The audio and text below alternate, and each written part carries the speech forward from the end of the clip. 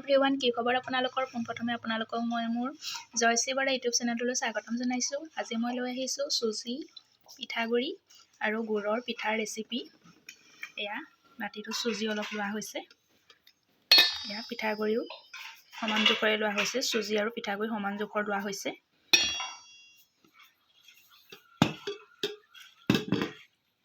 এয়া গুড় অলপ মিহিকৈ চকলিয়াই পেলাই লোৱা হ'ল। চৌদাখাৰ অলপো লোৱা হৈছে, ইয়াৰ ওপৰত চৌদাখাৰ, এইখিনি চৌদাখাৰ অকণমান লোৱা হৈছে। চৌদাখাৰ দিলে আপোনাৰ পিঠাটো ফুলি উঠে, খাবলৈও টেষ্টি হয়। এতিয়া ধুনীয়াকৈ মিহলি কৰি লওঁ। এইখিনি ধুনীয়াকৈ এতিয়া মিহলাই লোৱা হৈছে। চুজি, পিঠাগুড়ি, ভাতৰ চাউলৰ পিঠাগুড়ি, গুড়, বেকিং চ'ডা সেইখিনি দিছিলোঁ সকলো। এইখিনি এতিয়া ধুনীয়াকৈ মিহলাই লোৱা হৈছে। এতিয়া অলপ অলপকৈ পানী দি যাব, একেচাটতে নিদিব, এনেকৈ অলপ অলপ পানী দিব জোখত। পানী অলপ দি যাব, ধুনীয়াকৈ সানি যাব। একেচাটতে দিলে পনীয়াও হ'ব পাৰে, সেইকাৰণে অলপ অলপ দি ধুনীয়াকৈ সানি যাব লাগে। অকণমান দি দিয়া হ'ল, যিহেতু সান খোৱা নাই।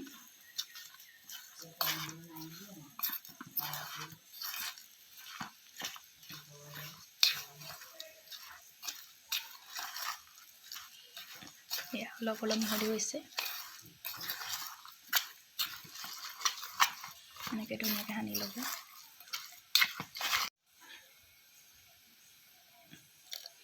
অকণমান দি দিয়া হ'ল, অলপ সান খাইছে, ভালকৈ ঘুটি ল'ব লাগে। এতিয়া ধুনীয়াকৈ এনেকৈ ফেটি ল'ব।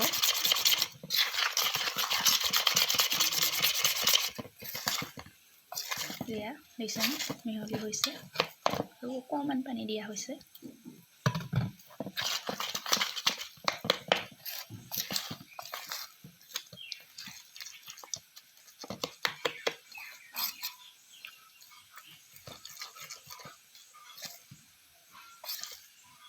এয়া মিশ্ৰণটো ধুনীয়াকৈ ফেটি লোৱা হৈ গ'ল, আৰু পানী দিব নালাগে, বেছি পনীয়া হ'লে বেয়া। এতিয়া ধুনীয়াকৈ আধা ঘণ্টামান সময় ঢাকি পেলাই থৈ দিম, তাৰপিছত বনাব পাৰিম। বনোৱা হ'ব। এয়া কেৰাহী এটাত এয়া ৰিফাইন তেল দি লোৱা হ'ল অলপ।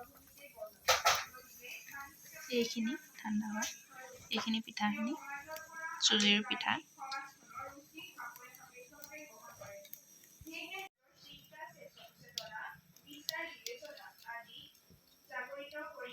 এয়া দিয়া হৈছে এটা।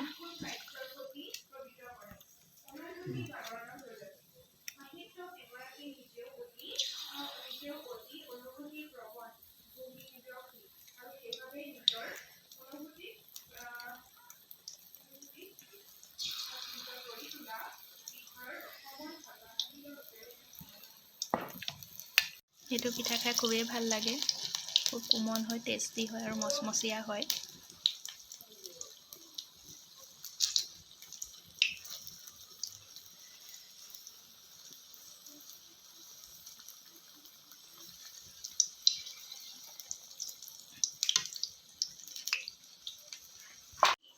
আপোনালোকেও এনেকৈ বনাই খাব পাৰিব, খুব টেষ্টি হয়। গৰমে গৰমে খাবলৈ বহুত ভাল লাগে।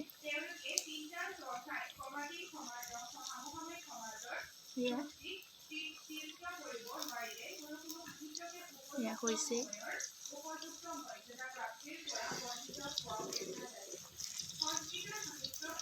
এনেকৈ বনাব পাৰিব।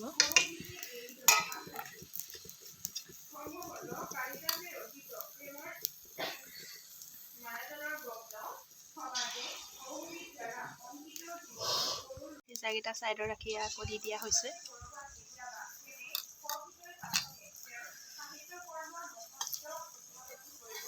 এইখিনি এতিয়া ধুনীয়াকৈ কাঢ়ি থোৱা হৈছে, দেখিছেনে কিমান ধুনীয়াকৈ ফুলিছে।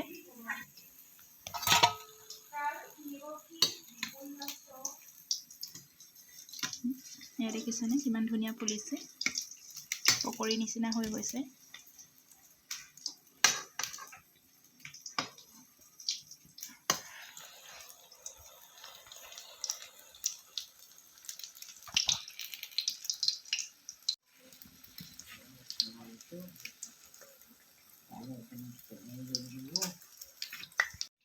এয়া বনোৱা হৈ গ'ল, দেখিছেনে কিমান ধুনীয়া ধুনীয়া ধুনীয়াকৈ ফুলিছে আৰু খুব মচমচীয়া হৈছে। এনেকৈ আপোনালোকে চুজি আৰু গুড় মিক্স কৰি এই ধৰণৰ পিঠা বনাই সোৱাদ ল'ব পাৰিব। বহুত টেষ্টি হয়, গৰমে গৰমে খাই বহুত ভাল লাগে, কোমলো হয়। আশা কৰোঁ আপোনালোকে মোৰ ভিডিঅ'টো চাই ভাল পালে। লাইক, কমেণ্ট, শ্বেয়াৰ আৰু মোৰ চেনেলটো ছাবস্ক্ৰাইব কৰি ৰাখিব। আৰু মোৰ ভিডিঅ'ৰ তলতে থকা বেল আইকনটো প্ৰেছ কৰি ৰাখিব, যাতে সকলোতকৈ আগত আপোনালোকৰ মোবাইলত মোৰ ভিডিঅ'সমূহ যায়। ধন্যবাদ।